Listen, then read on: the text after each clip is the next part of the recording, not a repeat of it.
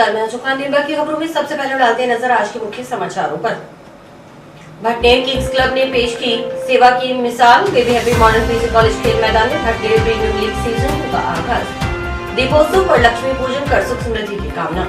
महामारी से बचाने वाले तनख्वाह के लिए रहे भटक। कोविड स्वास्थ्य सहायकों ने सीएमएचओ कार्यालय के सामने दिया धरना। आइसलैंड पार्क तीसरे दिन टूटी ग्रिल, अव्यवस्थाओं का आलम। अब खबरें विस्तार से। भटनेर किंग्स क्लब का बहुप्रतिष्ठित भटनेर प्रीमियम लीग सीजन 2 का आगाज उल्लास के साथ हुआ। जंक्शन स्थित baby happy modern PG college में मैदान में भव्य समारोह में सादुलशहर विधायक जगदीश जहांगीर, जिला प्रमुख कविता मेघवाल, सभापति गणेश बंसल, प्रदेश कांग्रेस कमेटी सदस्य भूपेंद्र चौधरी, कांग्रेस के जिला उपाध्यक्ष व पार्टी तनु विजय व बाल कल्याण समिति अध्यक्ष जितेंद्र गोयल ने बतौर अतिथि भाग लिया।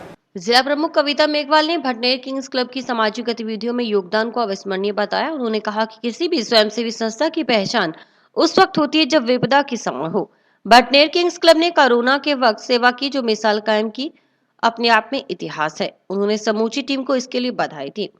सभापति गणेश बंसल ने भी भटनेर किंग्स क्लब के सभी सक्षम लोग हैं, इसलिए इस टीम से शहर को उम्मीद भी ज्यादा है।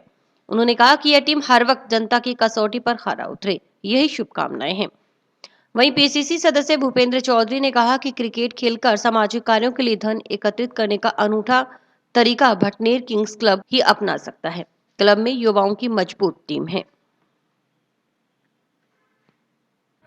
साथियों, मैं तरुण विजय जी का और इनकी पूरी मैनेजमेंट का धन्यवाद करना चाहूंगा कि इस मौके पे आपने मुझे याद किया और आपके दर्शन करने का मौका मिला। जैसा कि बताया गया, कसवा जी बता रहे थे, और कोरोना के दौरान इस क्लब के सदस्यों ने जो मदद करी आम जनता की, निश्चित तौर पे काबिले तारीफ है। मैं आपसे निवेदन करना चाहूंगा कि दो जब लहर आई वो, और दोनों लहर के दौरान ऐसा भयानक वातावरण इस देश में था कि इंसान इंसान से बात करना तो बहुत दूर की बात, देखना भी नहीं पसंद करता था। एक भय का वातावरण और ऐसी स्थिति कि ऐसा हर आदमी ऐसा महसूस करता था, और इस क्लब के सदस्यों ने अपनी जान पे खेल के जो इंसान का जो इंसानी कर्म होता है उसका सबूत इन लोगों ने पेश किया है। ये मिसाल हनुमानगढ़ के लिए नहीं, पूरे जिले के लिए है और साथ के जिले के लिए भी है कि जब सब लोग घरों में थे, या तो मेडिकल के स्टाफ के लोग बाहर निकलते थे या नर्सिंग कर्मी निकलते थे हमारे यहाँ, ये हमारे क्लब के सामाजिक संस्थाएं थी जिनके माध्यम से हम जनसेवा कर रहे थे। आज 13 महीने के बाद में दोबारा से वातावरण ठीक हुआ है, और ये मेरे को लगता है टूर्नामेंट उसी की एक मिसाल, उसकी शुरुआत है कि ताकि आम जनता में इस बात का संदेश जाए कि वातावरण ठीक हुआ है। कोरोना खत्म तो नहीं हुआ, लेकिन काफी वैक्सीनेटेड हो गए, 90% के आसपास एक लोगों को जीने का एक तरीका आ गया है। निश्चित तौर पे बहुत ही काबिले तारीफ भटनेर किंग्स क्लब कर रहा है। कोरोना के दौरान जो सूचनाएं हमें मिल रही थी, और मैं इनकी जब प्रेज भी करता हूँ, मैं बाकी जो क्लब्स के जो दूसरे लोग हैं, दूसरी सामाजिक संस्थाएं हैं, उनको इनसे प्रेरणा लेनी चाहिए।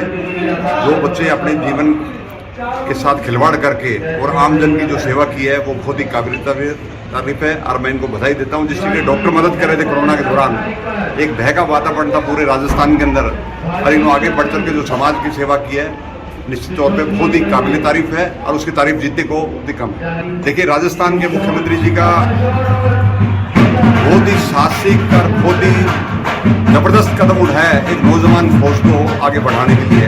जिस देश की आबादी से 18 से 35 वर्ष जो है वो 70% के आसपास है। मुख्यमंत्री जी ने राजस्थान में युवाओं के लिए अलग से योजना बनाई है, रोजगार के क्षेत्र हो, चाहे स्पोर्ट्स के क्षेत्र हो, और चाहे राजनीतिक क्षेत्र हो, हर जगह मुख्यमंत्री नौजवानों को आगे बढ़ने का मौका दे रहे हैं। मैं समझता हूँ कि आने वाली जो भारत है उसमें इसी तरह जो फैसले मुख्यमंत्री जी कर रहे हैं, ऐसे फैसले ही होने चाहिए।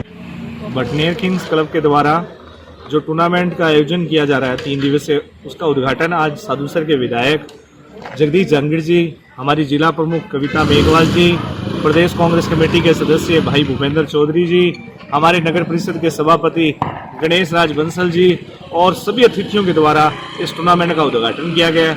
मुझे ये बताते हुए बड़ी खुशी हो रही है कि भटनेर किंग क्लब, जो कि कोरोना काल के अंदर आप सभी भली भांति परिचित हैं कि सामाजिक सरोकार के अंदर भटनेर किंग्स क्लब हमेशा अग्रणी रहता है, और इनका टूर्नामेंट कराने का जो उद्देश्य है, मुझे वो भी अच्छा लगा कि कि ये आपस में जो टूर्नामेंट करवा रहे हैं, भटनेर क्लब के सदस्य आपस में मैच खेल रहे हैं, जो धनराशि आपस में इकट्ठे होकर आएगी वो भी सामाजिक सरोकार में लगाएंगे।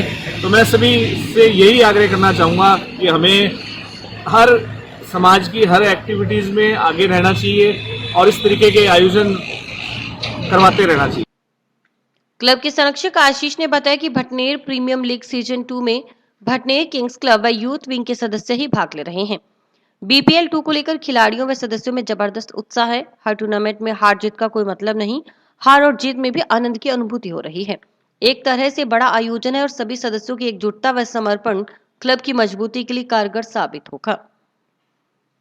हमारे जो भटनेर किंग्स क्लब द्वारा ये प्रतियोगिता का आयोजन करवाया जा रहा है, जिसका मैं आपको बता दूं, हमारा मुख्य उद्देश्य ये रहेगा कि जैसा कि आप लोगों को विदित भी है कि भटनेर किंग्स क्लब की स्थापना से ही हम लोग कोरोना काल के अंदर भी हमने बहुत अच्छे काम किए।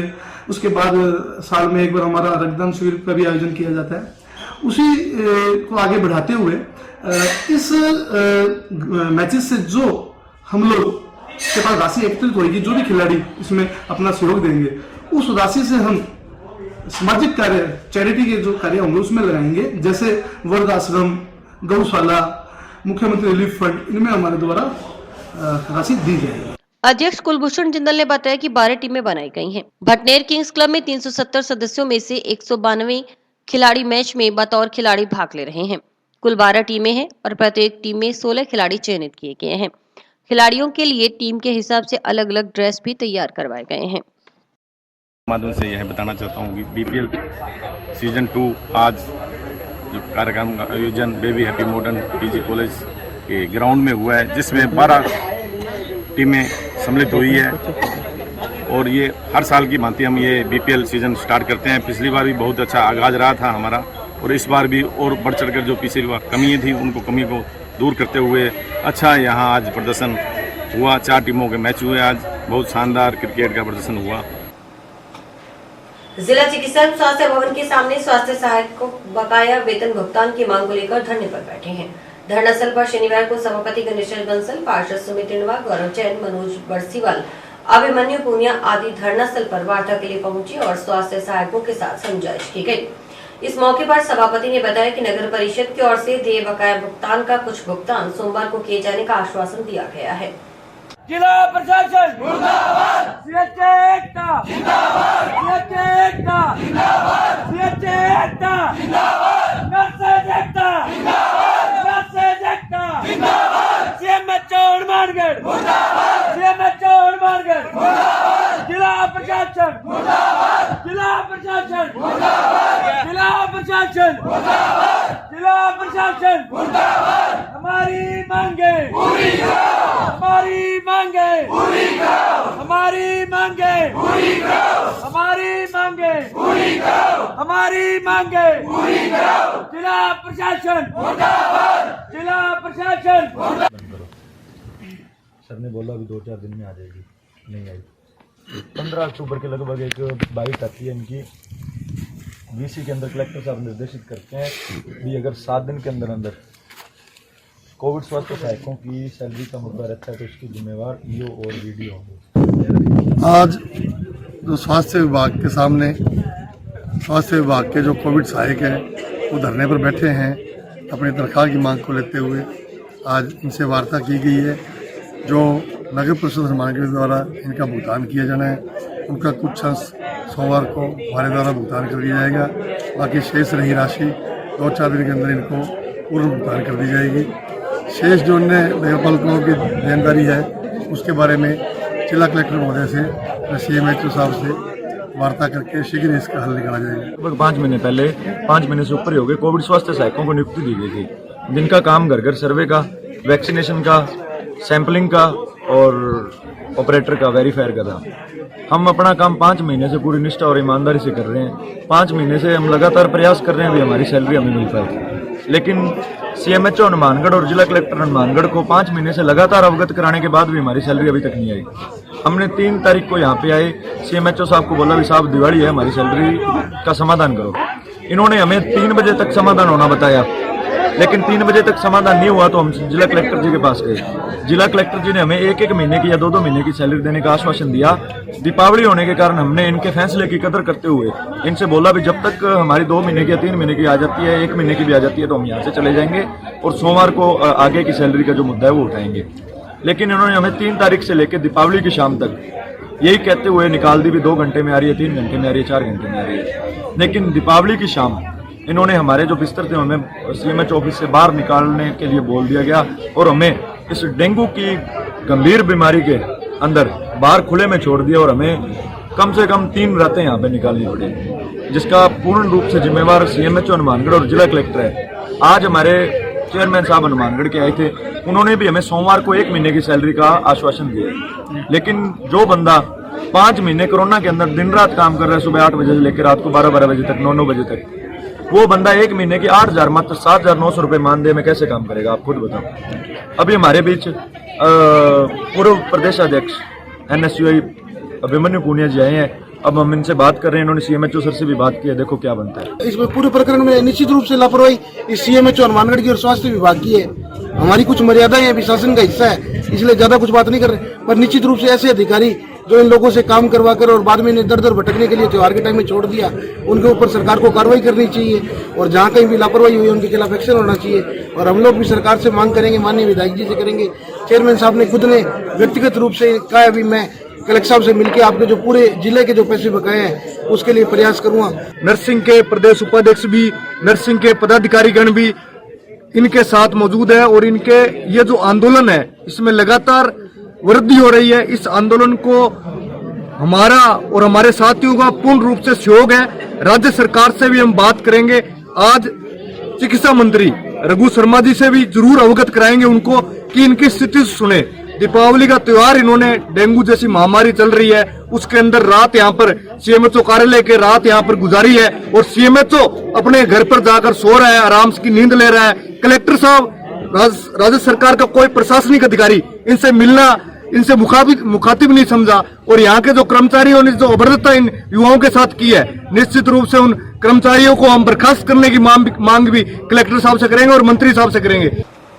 भारतीय किसान संघ के बैनर तले वेयर हाउस गोदाम के आगे चल रहा धरना 18वें दिन भी जारी रहा। धरनास्थल पर सीटू कार्यकर्ताओं सहित अन्य किसानों और मजदूरों का पहुंचना निरंतर जारी है। धरने पर बैठे लोगों द्वारा रिलायंस को वेयर हाउस गोदाम ठेके पर देने का विरोध करते हुए नारेबाजी की गई।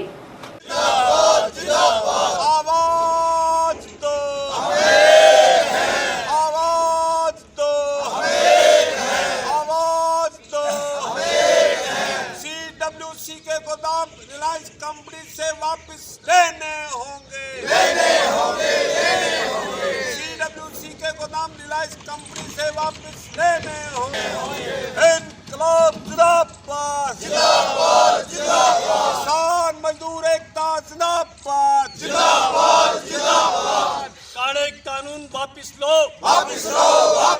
आज लगातार 18 दिनों से दिन और रात अनिश्चितकालीन हमने सेंट्रल वेयर हाउस के गेट पर महापड़ाव डाला हुआ है संयुक्त किसान मोर्चे के आह्वान पर।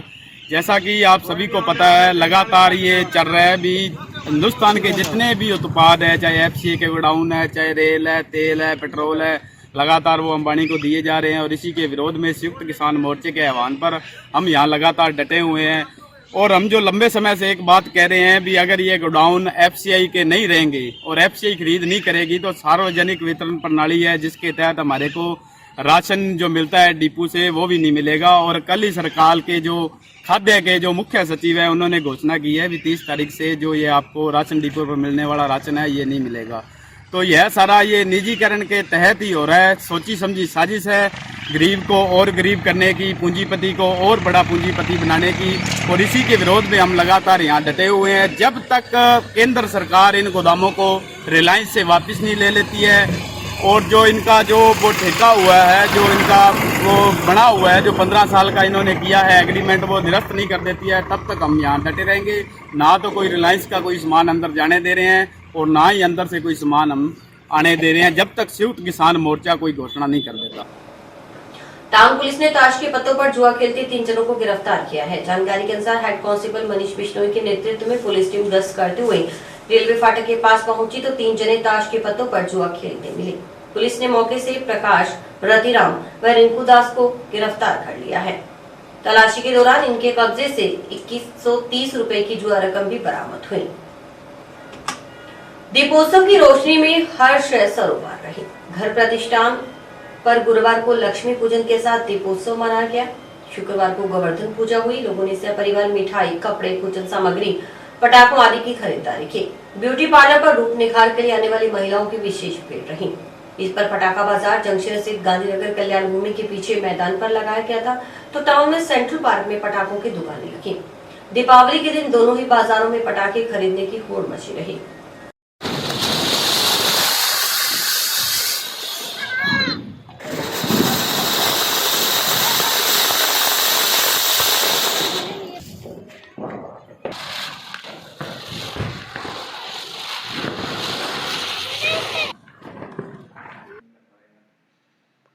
कानून व्यवस्था के लिए बाजार में जगह जगह पुलिसकर्मी तैनात रहे। इसके अलावा यातायात व्यवस्था सुचारू रखने के लिए पार्किंग स्थल पर वाहन पार्क करवाए गए।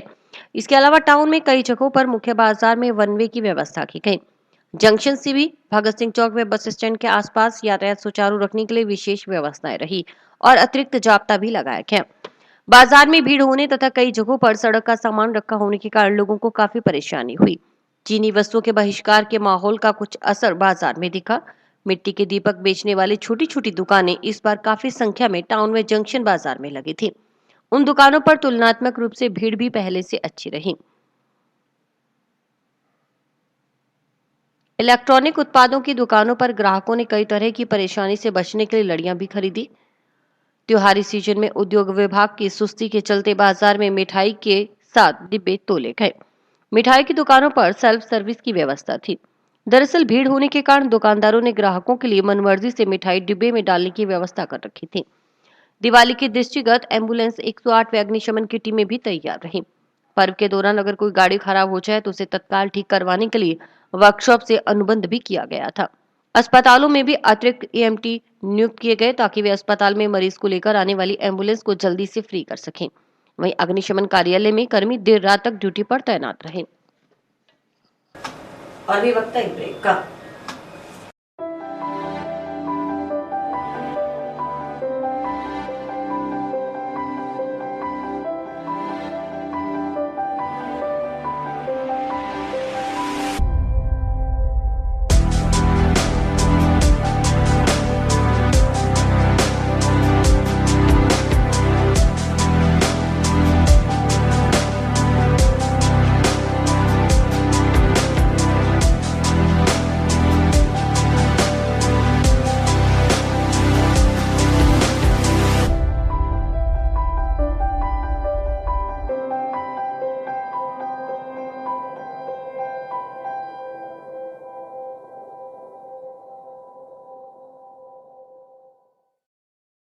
अन्नकूट पर्व पर शुक्रवार को शहर में जगह जगह समाजसेवी संस्थाओं ने अन्नकूट के भंडारे लगाए। प्रसाद के लिए श्रद्धालुओं की भीड़ लगी रही। जंक्शन की श्याम सिंह कॉलोनी से श्री पीरखाना में श्री अन्नकूट का भंडारा लगाया गया। बाबा सुरेश कुमार जैन ने बताया कि पीरखाना से प्रसाद का भोग लगाकर श्रद्धालुओं में वितरित किया गया है। समिति की ओर से हर साल यह पर्व मनाया जाता है और भंडारा लगाया जाता है। टाउन स्थित महाराजा अग्रसेन भवन में भी हर वर्ष की भांति इस वर्ष भी दीपावली स्नेह मिलन समारोह के उपलक्ष्य में श्री अन्नकूट महोत्सव का आयोजन किया गया।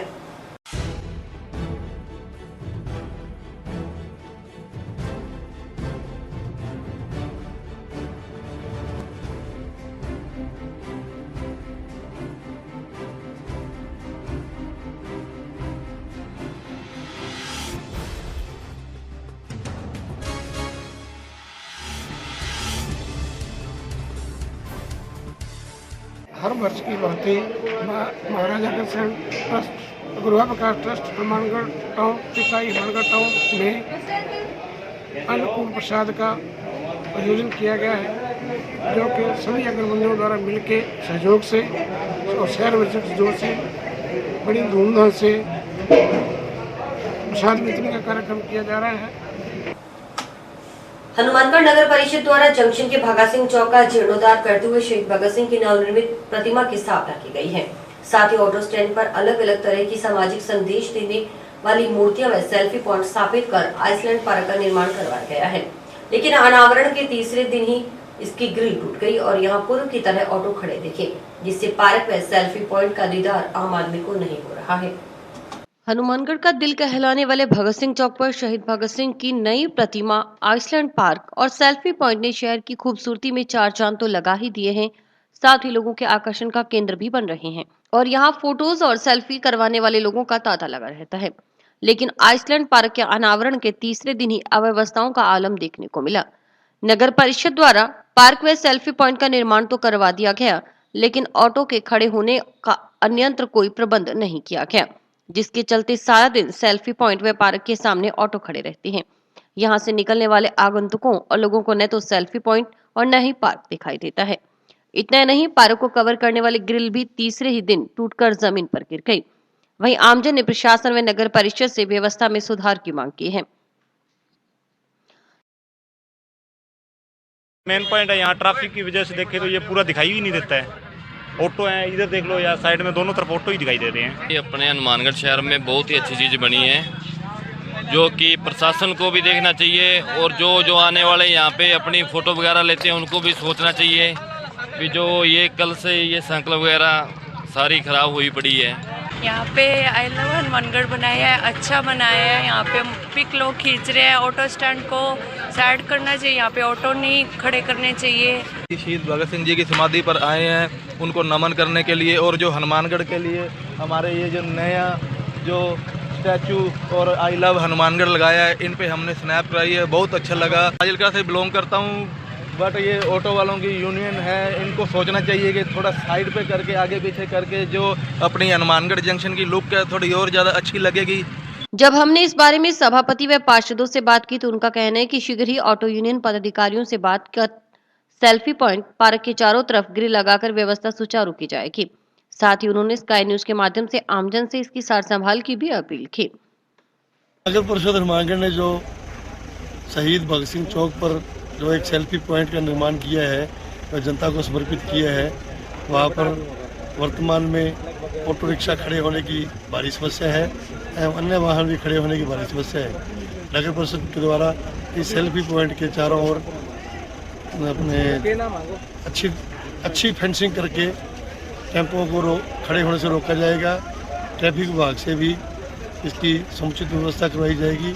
इसके अलावा जनता की सुविधा के लिए सिर्फ 5 टेम्पो रिक्शा के लिए एक स्थायी जगह का निर्माण किया जाएगा। इसके लिए जो टेम्पो यूनियन के अध्यक्ष है उनसे भी वार्ता हो चुकी है। मात्र 5 टेम्पो खड़े रहेंगे जो जनता की सुविधा के लिए सवारी ढोने के लिए होंगे। नगर परिषद द्वारा शहीद आजम भगत सिंह चौक के पास जो सेल्फी पॉइंट बनाया गया है, मूर्तियाँ वगैरह लगाकर, तो मेरा जनता से, हनुमानगढ़ की जो नागरिक हैं, जनता है, उनसे अपील है कि शहर के लिए एक अच्छी चीज़ बनी है और उसकी देख रेख और उसकी जो नगर परिषद की संपत्ति है उसको नुकसान न पहुंचाएं। अभी जहां देखा गया है 2-3 दिन से लोगों में क्रेज है, बहुत ज़्यादा उत्साह है, क्योंकि वहां जो बैरिकेड्स के लिए संख वो लगाई गई है उसको तोड़ दिया गया, लोगों द्वारा लाइटें तोड़ दी गई। तो ऐसा कुछ ना करें जिससे एक शहर के लोगों की अभद्रता लोगों के सामने आए। मेरा सभी जनता से, सभी नागरिकों से अपील है कि नगर परिषद की संपत्ति को अपनी संपत्ति समझें। स्काई न्यूज भी अपने दर्शकों से अपील करता है कि शहर की सुंदरता बढ़ाने वाले चौक व पार्क को नुकसान नहीं पहुंचाएं, इसकी सुंदरता बनाए रखें, क्योंकि शहर की सार्वजनिक संपत्ति की सार संभाल की जिम्मेदारी प्रशासन के साथ साथ हमारा भी कर्तव्य है। सदर थाना क्षेत्र के गांव बनवाला में गुरुवार को हुए सड़क हादसे में एक कार की चपेट में आकर एक महिला की मौत हो गई, जबकि एक अन्य महिला व एक बुजुर्ग घायल हो गए। घटना में घायल महिला की हालत गंभीर होने के चलते उसे उपचार के लिए भटिंडा ले जाया गया, जबकि बुजुर्ग का इलाज हनुमानगढ़ में किया जा रहा है। और इसी के साथ समाचार समाप्त हुए। रोजाना देखते रहिए समाचार। नमस्कार।